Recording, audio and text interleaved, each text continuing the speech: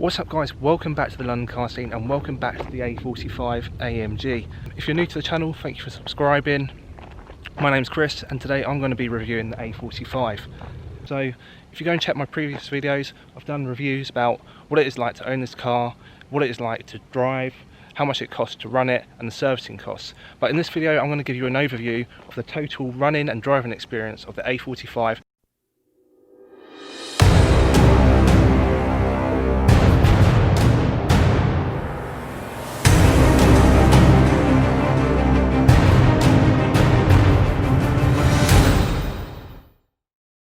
So the first thing you notice walking up to this car is definitely these canards here.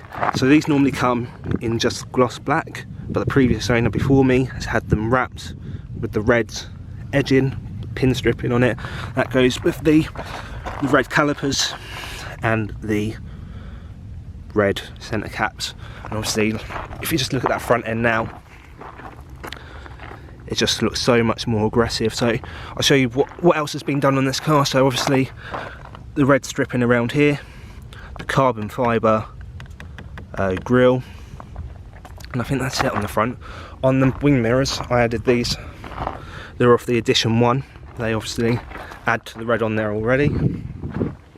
Red centre caps, and then on the back the red wing and obviously the pin stripping along there. And then if we go down to the bottom, you've got the red pin stripping on there, and if I step back then you get a full view of what that actually looks like. And around to the side, I think the aero pack was possibly added to this one because when you get them from factory it comes with the canards down here as well, so I'm going to add them later. And then back onto this side it's obviously matching the other side. So yeah, it's fairly aggressive exterior. What do you guys think? Leave a comment in the section below. Let me know what you think about the A45. Would you have one? They come in two variants. This is the pre-facelift, which is 360 bhp, and the facelift I think is about 380. Yeah. Let's jump to a little montage of the A45, shall we?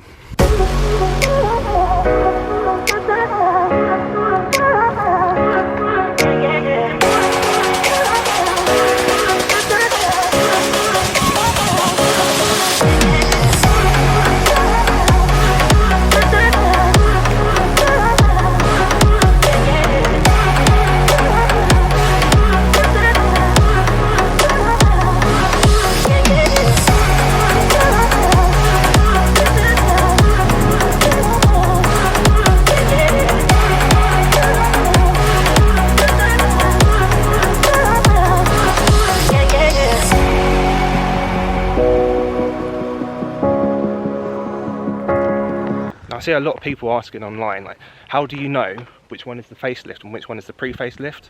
And it's pretty easy. If you look at the back of these cars, then the headlights give it away. On the pre-facelift they go round like that, and on the facelift they come out from here and they go up. So that's the red light on the back. And then on the pre-facelift, the A45 is on the left hand side and AMG on the right. And on the facelift, the AMG sign is on the left and the A45 is on the right. Okay, should we jump inside and have a look, see what the interior is like? There we go. Right, so inside, ignore how dirty it is, but yeah, it's pretty up to stand inside. I mean, the seats just set it off, but in the actual inside, look. So, just look at that. That's the interior in here. Yeah, okay, like it's plastic and stuff, but they've done a pretty well done job. I mean, so this is an optional extra. I wanted this in mine. I wasn't going to have one without one. I don't know why. I just wanted one of them. I just think it looks sick. And then when you get out the car, hold on, well, let's sort that out. Right, so when you just the fact that it says AMG. When you get in the car, the dials, all carbon fibre. I'll try and zoom in on that so you can see. There you go, carbon fibre dials. They just set it off as well. And then the screen in the middle. I think this is the basic screen. Didn't really bother me because I have it off most of the time anyway. But turn it on, Mercedes-Benz.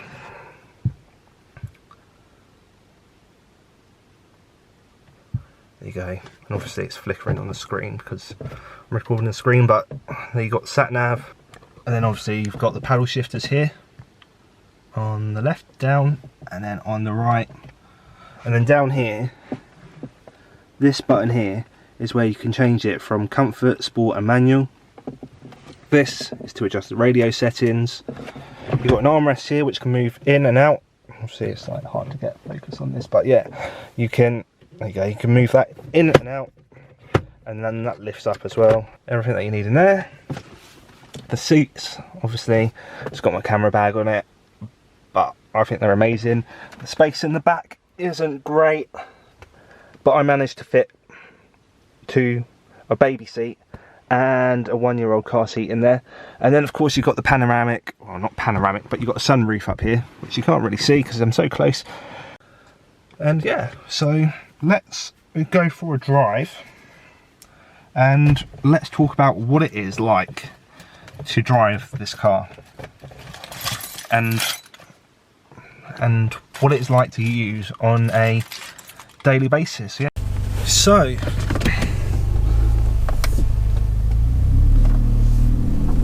what can I tell you about this car? Well, what is it like to drive? And what is it like to own one? Let me just pull out onto this road and then I will explain it all.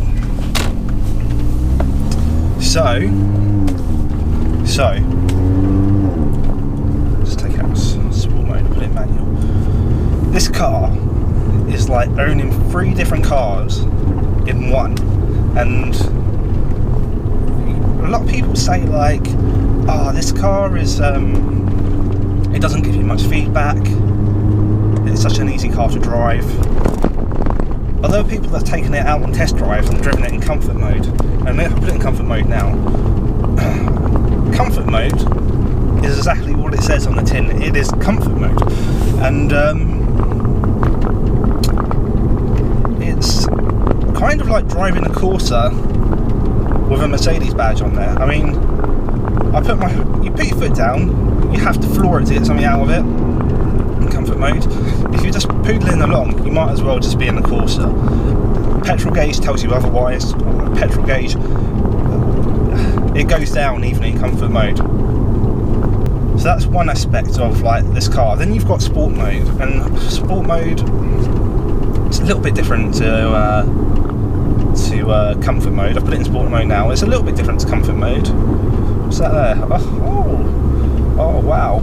That Mercedes, I doubt you'll see that. Maybe you'll see it behind me. I don't know. No. But sport mode, you put it in sport mode. It's a bit like comfort mode, except it holds the gears out a bit longer, red lines it, and then pops on gear change.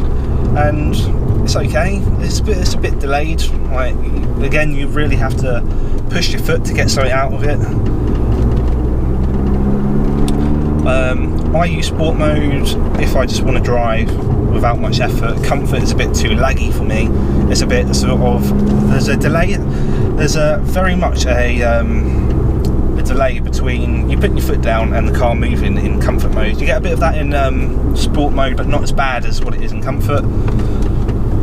I'll try and find some straight roads and I'll show you what sport mode is like compared to comfort. I don't know if it will come across on the video, but let's try not to run these bikers over.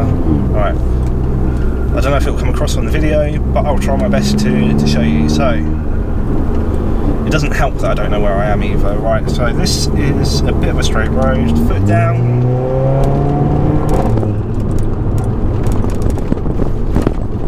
Sport mode straight away, dropped the gear and it flew. Absolutely flew. If you do that in comfort, so let's put that into comfort. Let's find a straight road. It'll do something similar, but it won't do it to the effect that we just saw. So it's a bit of a straight road here. Foot down and drop the gear and go. But you won't get the I don't know if it came on, if you could hear it over the video, but in sport mode there was a pop on the gear change. In comfort you don't get any of that. It changes up way before it can get to that. And then you have a third mode. Quarter of a mile, sharp left onto Pedley Hill. Be quiet. Right, and then you have a third mode, which is sport mode, manual mode, sorry. So manual mode is where you use the paddle shifters. So I'm getting gear 4 now, shift down to third, probably shift down once more, goes, and foot down. Make a sharp left onto Pedley Hill, then turn left to stay on Pedley Hill. And that is absolutely mental. I nearly just took out a pigeon doing that. It really hit my window screen. And I didn't mean to do that, but that's what happened. Right, so that's that. Where are we going now? We're going this way. So what I was going to tell you about it. So as soon as you get in, you notice, you can feel it's a quality car. There's no bangs, no shakes, no nothing. And that goes for the inside and the exterior. And that's what I love about this car. It's just quality built. And you wouldn't expect anything less from Mercedes, obviously. It's absolutely spot on for the money you pay. It's quality, but with every car it has its downfalls, and just like the VXR, the A45 has a gearbox issue. And if you go and check out my previous videos, I think I called it Before You Buy an A45 AMG, Watch This. I explain in that video why you need to go and test drive the A45s, and when you test drive them, what you need to do to see if the gearbox is sound in them. So go and check that video out. I'll put the link above now. Either go check it out now or go and check it out at the end of this video. But that is only a minor issue, and it only happens to a minority of these cars, and it only happens, I would say it would only happen if the car hasn't been treated right, but I know the A45 community would beg to differ. And in my eyes, and the way that I have treated this car so far, touch wood, nothing gearbox wise has gone wrong with it, and that's because I warm the car up. I know a lot of people rag the car from cold and the gearbox isn't up to temperature. That's something I would never do, and it is why the car goes wrong. What is it like to own this car? At the end of the day, it is an AMG. It's a baby AMG, but it is still an AMG. And owning a VXR before, it sounded nothing like this. The exhaust is completely different to owning the VXR, and also the power delivery is completely different. It's just Mercedes have engineered that noise of the exhaust of the AMG range. Look. Pop in, downshift. It's mental. The VXR didn't do the complete. Like it literally makes me lost for words. What you get out of this car, and that sounds mental in here. Imagine what it sounds like outside. Imagine how it sounds when I have the windows open. It's completely insane, and it's the reason why I bought this car. Completely fallen in love with it. As soon as I brought it. It is a nice car to drive. Quality wise, it's exceptional. Feedback from the steering, I mean, I don't understand how you can get much more feedback from it. In manual mode, you feel everything. You're completely in control of it. You've got the gearbox. You know, power is right underneath your foot. In comfort mode, it can be the Corsa that you want it to be. Like you just drive into work. You don't need power like that all the time. Whack it in comfort mode, and it's sound. So I don't understand those comments that people make. And then I'm going to plant it.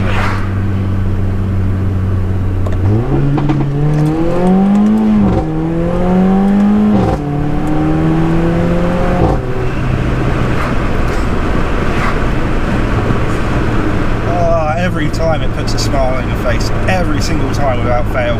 Even if I bounce it off the red line the first time after the gear change. Oh, it's absolutely insane. Definitely buy one of these cars if you're considering it. definitely buy it. Would I buy another one? 100% I'd buy another one. Oh my god. Okay guys, I think I'm going to end the video there. Thanks for watching. Subscribe to the channel, there's plenty more coming on the A45. I've got a little modification coming to the exhaust, something happening to the engine, and a few modifications to the exterior of the car. Plus, my partner, my girlfriend, hasn't been in the car while I've done a launch control, so I'm going to put her in the passenger seat and I'm going to get her reaction. So subscribe for plenty more content to come. Once again, thanks guys for watching. See you next time.